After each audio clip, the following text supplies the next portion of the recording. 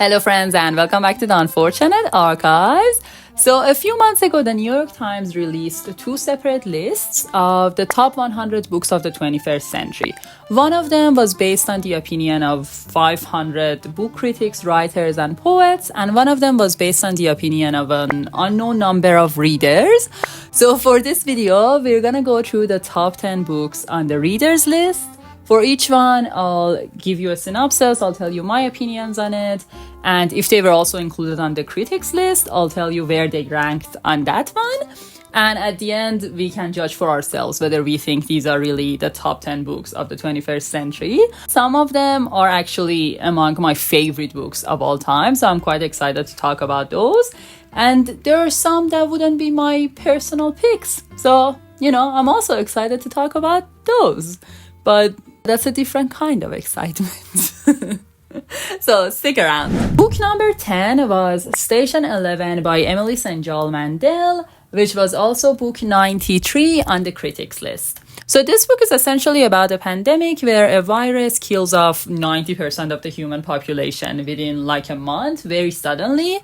And then we follow different characters at different time periods through this process. So you get to see, right before the pandemic, the first few days, the first few months, all the way until like years after the pandemic, where the catastrophe has settled down, but human society as we know it is pretty much gone. There is also a plot in this book which follows a traveling Shakespeare troupe who go from human settlement to human settlement in the dystopian future and put on plays until they have a run-in with this violent, creepy cult. But this isn't really the kind of book you read for the plot. This is definitely the kind of book you read more for the vibes. And the vibes are very, very different from your typical dystopian book. If a typical dystopia is a reflection of the author's worst fears and worst beliefs about humankind, this one feels much more like the author's love letter to humanity for its resilience and ingenuity.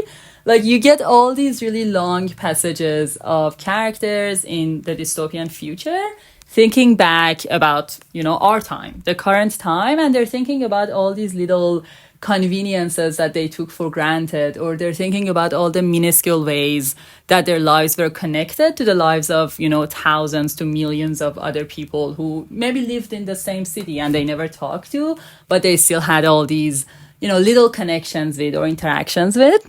There's like a very wistful feeling in the book when you read it, but when you finish reading it, you realize, those same things that you were feeling wistful for are the things that you still have, because we live in this time. And it's such a nice feeling. Like, you kind of look around and you see miracles everywhere, because you realize, it's kind of crazy that you can just press a button and have light or heat, or call someone all the way across the world, or just get on a plane and fly. And it's just really, really nice to kind of have that reminder of, how much nice things we have. Usually I finish a dystopia and I feel this feeling of, churning anxiety and impending doom in my stomach. And I finished this one and I felt very calm and very grateful. And I think that's, also a valuable reading experience. So I absolutely love this. I read this, a few months ago for this video, and I still think about this book on the daily. So I absolutely agree that it's like, it would be among my top 10 books of the 21st century. But that being said, if you read mainly for a plot or a story, you might find this slow or boring.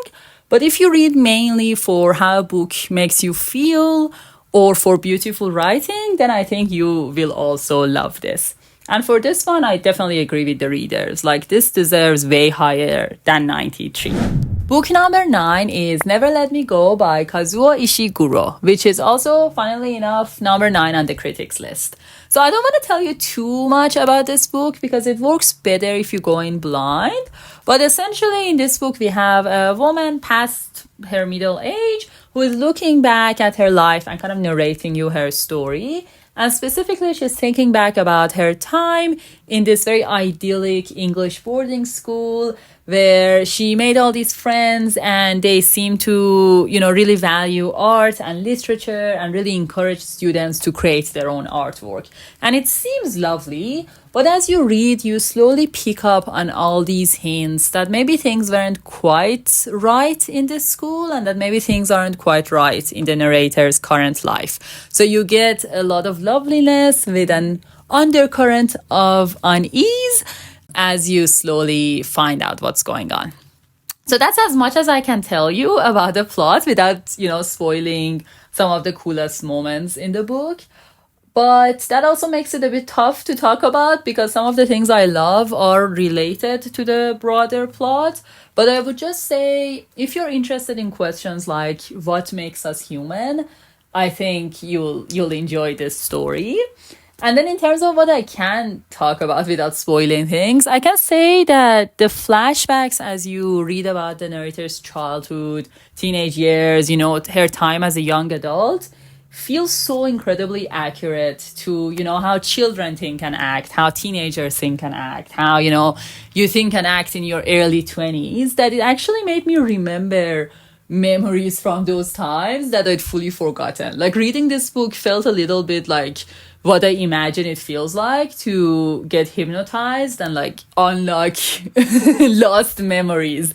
That's how accurate it felt to me. And then there was also a very beautiful depiction of long-term friendships in this book, particularly in terms of how friendships really change and grow from childhood to adulthood, and those same relationships can become much more complex.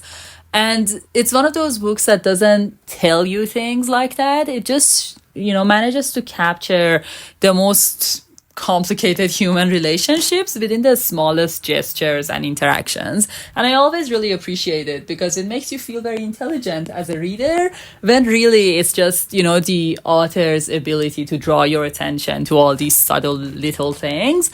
But then when you read it, you're like, I noticed that. I realize. I get what's happening here. And, I appreciate that. I would say, the main emotion in this book is definitely nostalgia, but it's also very, very sad, I'd have to say. But it's a different kind of sadness from, books that are outright written to break your heart. This feels more like, the same kind of sadness that you feel in your life when you go through loss or any sort of resignation, and it captures that really well.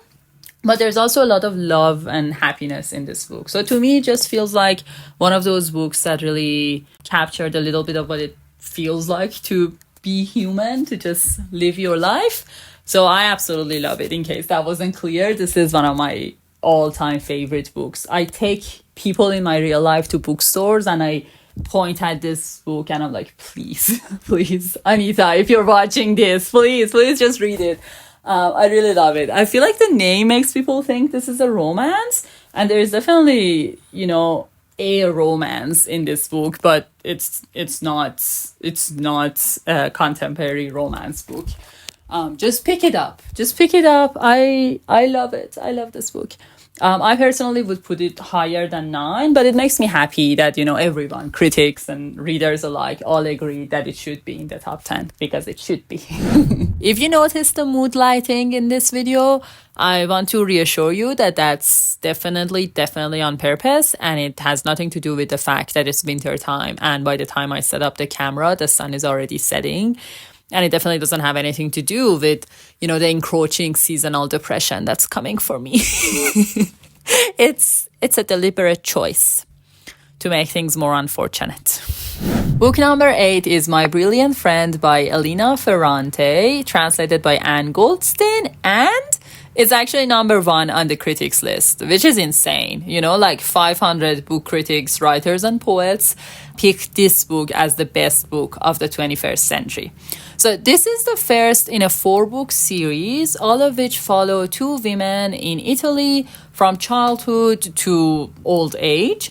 In the first book in particular, we meet them when they're children in the 50s in this small neighborhood in Naples, and we follow them from then to their early adulthood. These two women are both incredibly intelligent, and because of that, they form this very strong relationship because they're really the only two people who understand each other.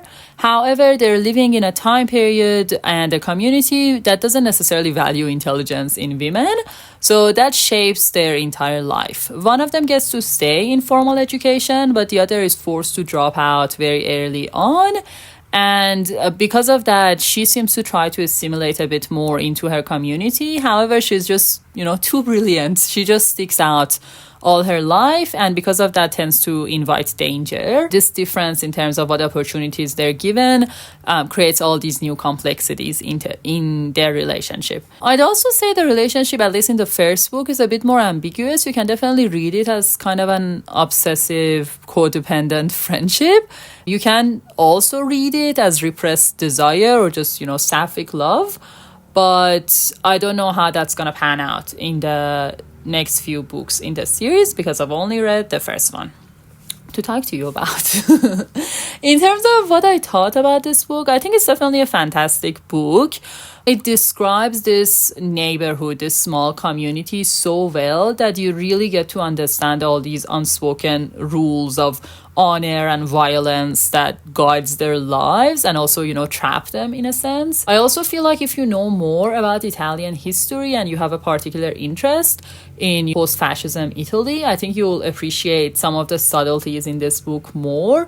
But even as someone who didn't know anything about it, I still found it interesting the way that it showed you how these broader political movements can impact interactions on an individual level, especially because we're following children. So it's not like they also understand what these things mean, but you can see the fears and prejudices that are passed down from generation to generation and how this impacts how children interact with each other.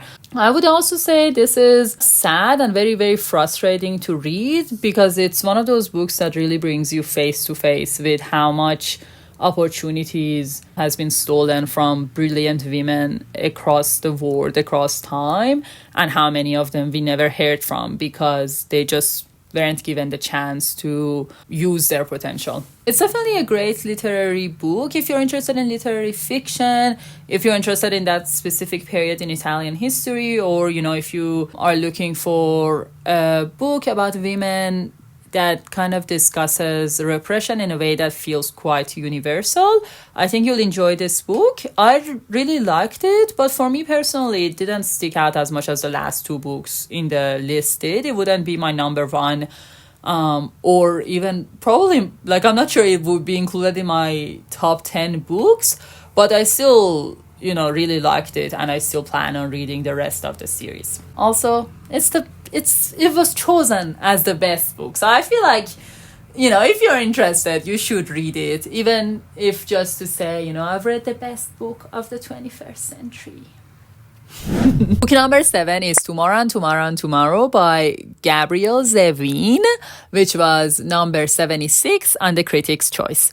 I love this book. I've spoken about it multiple times on this channel, and I've probably convinced the most number of people in real life to read this, only one of whom didn't like it, who's actually my best friend. So it's a bit sad, let's be honest. But putting that aside, this book follows two childhood friends, Sam and Sadie, who reconnect in college and end up designing multiple very successful video games together and co-found their own video game company.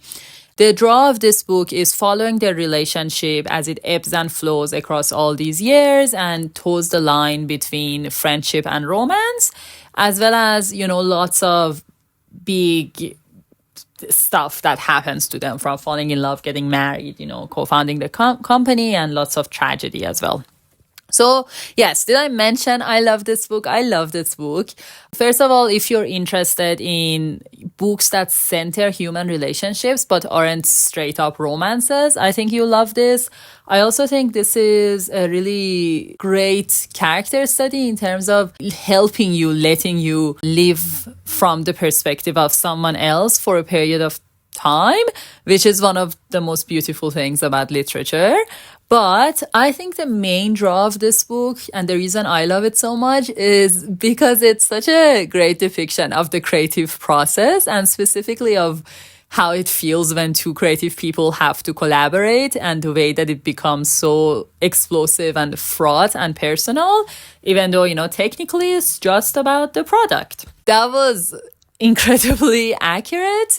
And I also found this book absolutely heartbreaking at times, and I'm personally obsessed with all books that make me feel such genuine pain. So yes, I definitely recommend this. I've seen people say that this book was included on the list because of, recency bias, because it's a relatively newer release. So more readers had, read it and loved it more recently, so they remembered it.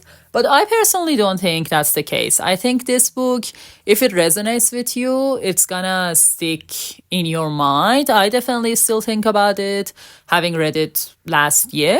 But there are other books on the list which I do believe maybe benefited a bit from recency bias. So we'll see. Now, my best friend didn't like it because she thought it was a bit too woke.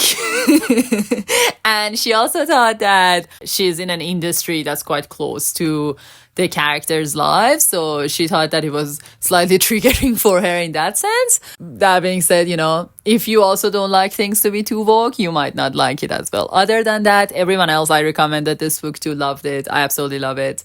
And I think you should give it a go. Just one quick thing I want to mention is that because they're video game designers, the book also takes advantage of that and does some interesting creative narrative things, which I also really enjoyed. So if you're interested in that as well, you should check it out. At number 6, we have Educated by Tara Westover, which was not included on the critics list.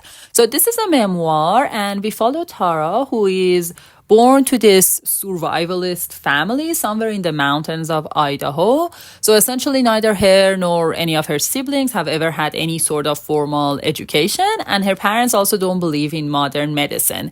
And unfortunately, her family seemed to have an astonishing number of freak accidents, from car accidents to burns and falls and just anything you can imagine. The number of times in this book where this girl describes seeing one of her family's organs outside of their body was numerous, and there was more than one occasion where she talked about dripping brains or skinless limbs or something like that. And then based on her description, they treated all of this with her mother's herbal remedies and no doctor, which is actually insane. Like, it's crazy. But that's not the point of the book. Essentially, Tara ends up teaching herself enough mathematics and literature skills that she does end up in university, and then later even goes to Oxford and Harvard. And as she is learning all this stuff and thinking back about her life, she's seeing things through a new perspective and questioning what was done to her and her siblings. This causes obviously lots of rifts with her family. So this is one of those non-fiction books that feels definitely more unbelievable than fiction. And I've seen people bring up questions about how much of it was exaggerated, especially the medical stuff does seem quite insane. But, it's a memoir, so we can't really ever know what happened. If you take it at face value, it's definitely insane. But even putting that aside, this is one of the best, kind of most illustrative examples of abuse and gaslighting that I've ever read, especially because you see Tara across, different points in her life, constantly thinking back and questioning her own memories of what happened and wondering if she can actually trust her own recollections, which is quite chilling to read and very sad, but also very true to life. But at its core, really, it's, as the name says, it's really an ode to the power of education. It's beautifully written and very gripping and does what it sets out to do. I've actually gifted this to multiple family members because I feel like a lot of people can enjoy it regardless of their usual reading taste. My father loved it. It's a very dad book as well. I read it 3 or 4 years ago. I gave it 5 stars and I did really like it. So I do recommend it, especially if you're, wanting to read more nonfiction or memoirs. This is a great place to start. It's definitely very, very approachable. And if it's all true, it's truly, truly insane. Book number 5 was Pachinko by Minjin Lee, which was also book number 15 on the critics list. So this book starts in the 1900s in Korea, where a fisherman's daughter falls in love and gets pregnant by a very wealthy man, who is of course later revealed to have been married all along. This sets off a chain of events that ends with her marrying a minister and moving with him to Japan. And after this, we follow this family for 5 whole generations, and we get to see, numerous births, deaths, immigration, war, and many, many hundreds of milestones. So this book is the grandmother of multi-generational stories. Like, you get to see so many different family members across decades, and you even get to see the lives of, multiple side characters. So it feels it feels massive, and there are so many times when you dip in and out of this family's life that there are characters who you knew very well that died between these time points, and you weren't there for their death. Like, you didn't get to say goodbye. And even with the characters that are still living, you never know when you'll get your last scene with them. So it's a very anxious, avoidant attachment style type of reading experience. And if you're more interested in stories that let you get to know one character or a limited number of characters in depth, you're not gonna enjoy this. And especially because you don't always get a conclusion to any of these stories.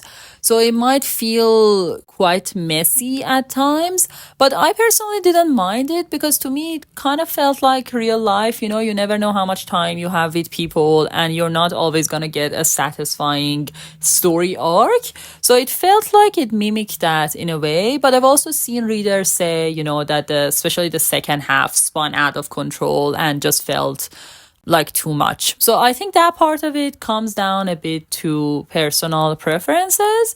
I liked it. I gave it 4 stars. I specifically liked the bits about the cultural differences between Japan and Korea, which I thought was quite interesting, and it let me understand a part of the history between the 2 countries in a very engaging way, and I knew nothing. So that was fun for me. If you know a lot more, then it might not be as interesting, or it might be even more interesting. And then I would also say that it covered some themes like women's pain and women's oppression, as well as kind of that feeling of not belonging to any culture or being stuck between 2 cultures in a very touching way. So I think if you're interested in those themes and if you're interested in multi-generational stories, this is a great one to read. If you're not interested in those things, this book could drive you crazy, and I would recommend you stay away. Book number 4 is The Goldfinch by Donna Tartt, which was 46 on the critics list. So in this book, we follow Theo, who is 12 or 13 when he goes to an art museum with his mother and end up being there at the same time as a terrorist attack. So a bomb goes off and everyone in the museum dies, other than Theo, who miraculously survives and also through kind of strange circumstances ends up taking one of the paintings from the museum, which is the Goldfinch. And then we follow Theo across his life as because of this painting, he ends up getting drawn into the underground world of art theft and forgery and fake antiques, and also deals with the aftermath of the trauma that's the result of the terrorist attack, If a book by Donna Tartt was going to be included on the list, I personally would have preferred The Secret History because I'm a dark academia girly at heart. But this is also a good book. It's massive. It's 700 pages, and I listened to it as an audiobook. And it was a wonderful audiobook. The narrator does all the accents and really brings the characters to life. So maybe that was why it definitely felt much shorter than 700 pages. I also think the plot is just objectively interesting. I personally find the fact that there is this whole world about stealing art or forging art super fascinating. And the plot definitely has lots of twists and turns. So it's not your typical literary book with very little plot and lots of character work. But the character work is also great. Donna Tartt generally writes very deep characters, I would say. So I liked the book. I gave it 4 stars. That being said, most of the information I just told you came from my review that I wrote 2 years ago when I read it. Because I remember nothing from this book. Like, usually I remember a little bit, especially if I really like a book. I'm gonna remember, sometimes specific scenes or characters or a general theme or vibe. But this book left 0 impression on me. So, from that, I get the sense that it wasn't particularly emotional or thought-provoking for me personally. So it might be different for you, and I obviously had a good time because I gave it 4 stars at the time. But, just based on the fact that it's a blank canvas in my mind, I wouldn't include it in my top 10 books of the 21st century. You might, but, it's no secret history. Book number 3 was A Gentleman in Moscow by Amor Towles, which surprisingly was not on the critics list. So in this book, we begin in the 20s in Russia, which I believe is right after the Socialist Revolution. And our main character, Count Oslov, is an aristocrat who gets his wealth confiscated and he gets sentenced to house arrest. Except instead of being in his actual house, he was staying in this really luxury suite in a really beautiful hotel. And he gets sentenced to arrest inside the hotel, but he has to move from his beautiful suite into the attic and learn to work for the first time in his life. So essentially, it's a reverse Cinderella story. We follow his life across many years, and with the exception of a few flashbacks, the entire book takes place inside this one hotel, which gives it a very, very strong sense of place. Like, I would say the Metropole Hotel is as much of a character in this story as Count Oslov is. In direct contrast with the Goldfinch, I read this in 2019, so like 5 years ago, but I remember specific scenes from this book in detail. Like, it has a very, very luscious prose, and it has so many beautiful descriptions of food and wine and all this grandeur of the hotel, which created such a strong atmosphere that it really stuck in my mind. And I think, especially if you were the kind of kid who stayed in a hotel on holiday and was kind of intrigued by the idea of living there, you're gonna love this book. There are also lots of quirky side characters, from the employees of the hotel, which are more constant, to guests who come and go across the years, as well as Count Oslov himself, who is a very memorable and interesting character. He's the type of person who pays meticulous attention to what, a different kind of wine order says about a person, or wearing very beautiful clothes, or discussing art and philosophy. And he can come across as a bit disconnected from the real world. And I think characters like that can come across as very pretentious and privileged, which isn't particularly likable. But in his case, he was actually quite a lovable character, and I think the book gave you an appreciation for why he cared about the things that he did. And obviously he had to go through changes because of his changing life circumstances, and I think getting to see characters go through that kind of character growth is also a very great way to make you care about them. I think you like this book if you like writing that's equal parts introspective and descriptive, because usually you don't find that. Usually I feel like writers either focus more on the external world of the characters or the internal world, but this one was definitely in equal measures. And I think you'll also like this if you like books with a very strong sense of place. For me, this was a 4-star reading experience. Like, I liked it. I thought it was good. I didn't think it was exceptional. So I would say I was equally as surprised that it wasn't included in the critics list as I was surprised that it was this high up on the readers list. So, take from that what you will. I don't think you'll dislike it if you read it. I think certain readers who don't really like descriptions or don't like more flowery writing might find this a bit more slow or boring. Book number 2 was All the Light We Cannot See by Anthony Doerr. And this book actually was not included on the critics list. So this is a World War II novel, and we follow a dual POV, one of which is a blind French girl who has to flee Paris with her father when the Nazis occupied the city. And the other one is Werner, a boy in Germany who gets recruited into the Nazi army because he's incredibly talented with radio technology. And then, of course, across the story, their lives get intertwined. So I know people absolutely love this book because of the prose, because they say it's beautifully written. They find the story very touching, and one of the main themes is this idea of how even at times of war and atrocities, people still ultimately want to treat each other well. I can tell you that I read this in 2017, and I remember very much not liking it. Like, I gave it 3 stars, so obviously I didn't hate it. 3 stars is my, meh rating, but I remember disliking it. I know I enjoyed the fact that I thought the author pulled off a blind narrator very well, which I'm not blind, so, I obviously can't speak for the authenticity, but as a seeing person, it felt very authentic to me for what it's worth. There's lots of sensory details and it's quite interesting to read. That being said, I didn't like how short the chapters were. I felt like it made me disconnect from the characters emotionally, because before I could really settle into anyone's voice, we were already, moving on.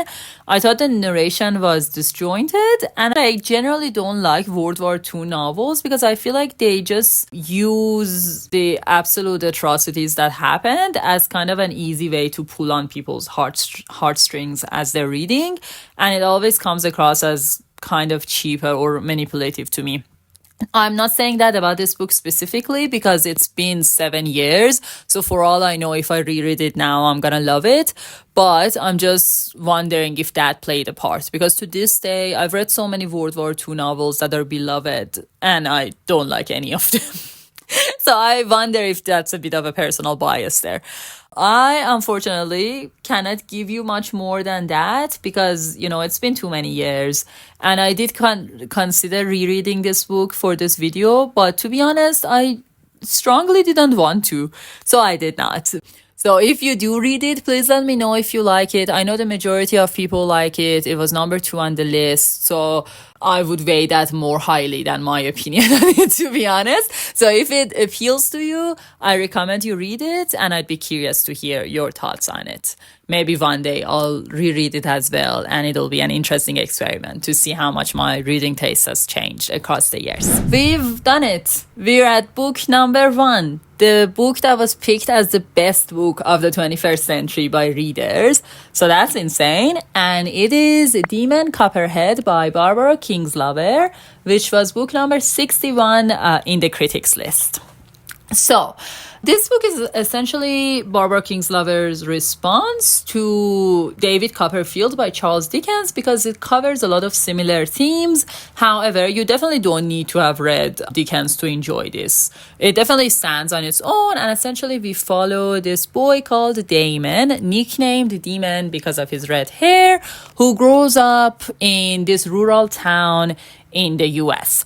And we follow his life as he's a child with a single mother, and then later goes into foster care, is forced to work as a miner, has a brief period of success as a teenage athlete, then struggles with addiction, falls in love, and the book ends somewhere in his mid-20s. Those are not spoilers. This is essentially the official synopsis. Demon's narration has so much personality and wit and humor that it genuinely feels like he's speaking to you directly and telling you his life story, which is very much needed because the story itself kind of feels like we're just going from one misery to the next. Like, if it wasn't for all the humor that comes through the narration, it would have just been an emotionally numbing book. But I think because it maintained that sense of character and that feeling that it's about a real person, even though it's not, it helps you remain emotionally connected to the story. I would also say that the way that it covers the opioid crisis is quite interesting. I this year read Empire of Pain, which is a nonfiction book that covers the same crisis, but from the perspective of the pharmaceutical companies that essentially caused it. So I think reading the two together is quite a complementary experience, and it helps you see things both from the perspective of the people who benefited from the crisis and from the perspective of those who were hurt by it the most. So there are definitely lots of things in this book that make it worth reading. It also very strongly criticizes all the stereotypes that surround people living in rural areas, especially in the US. And that's not something that I've read as much about, as much as I've read about books that discuss themes around sexism or racism or homophobia. So this was more new to me, and I found it valuable and interesting. But I personally don't think it would be, the best book of the 21st century. This one came out in 2022, so I wonder if this was one of the ones that benefited from recency bias. I also think it's a book that feels important and maybe that biased readers' views. But to me, occasionally it kind of towed the line between critiquing stereotypes and recreating stereotypes, because some of the specific plot points just felt very stereotypical. As a born and bred city girl who isn't from the US, there is only so much that I can infer about how authentic or genuine the representation in this book feels. I also think that the second part of the book wasn't as strong as the first part. The first part is incredibly gripping, and it kind of feels like you have to listen to his story, like you can't look away. The second part kind of lost that sense of urgency a little bit, and it did feel like it was dragging more. I would have understood if it was a deliberate choice on the author's part, because that's the part where the addiction storyline happens, and addiction can definitely narrow people's lives. But it didn't feel deliberate. It felt like just the storytelling wasn't as strong, not like it was making a commentary on what living with addiction is like. So I gave it 4 stars, and I'm glad I read it, but it definitely wasn't a book that I read and was like, I've just had, a transformative experience, or I've just read the best book of the 21st century. If it was between the books on this list, I definitely would have put, Never Let Me Go as number 1, or Station 11 even, because, obviously you heard my opinion. Those are the books that I found the most impactful personally. So there you have it. I do recommend this book for maybe a similar reason to my brilliant friend. So you can say, I've read the best book of the 21st century. That's always fun. I personally think between the two, I definitely recommend My Brilliant Friend more. So in this case, surprisingly, I agree with the critics list. But I think overall, the top 10 books on the readers list are all fantastic books. Like the lowest rated one for me was a 3-star rating that I gave like 7 years ago. So for all I know, even that one would be rated higher if I read it now. So I don't think you can go wrong. Even if it's not in the top 10, you can definitely have a look at the full list and see whichever one grabs your fancy. So I hope you enjoyed the video, and I hope to see you real soon. Please take care of yourselves as always, and bye. I've lost the ability to speak. It's my most important ability. And then we have a boy whose name I've completely forgotten, even though I just checked. I have 3 of my all-time favorites in the top 10, so that reiterates to me that you can always trust the reader's taste because it's similar to my taste. Electricity is out today, so just a great time overall. I got excited enough that I spilled tea on myself. That's how you know. That's how you know this is real. Ultimately, it's literature, it's art, it's very subjective, as you all know. And yeah, with that very deep and, philosophical insights that you've never heard before, I will leave you.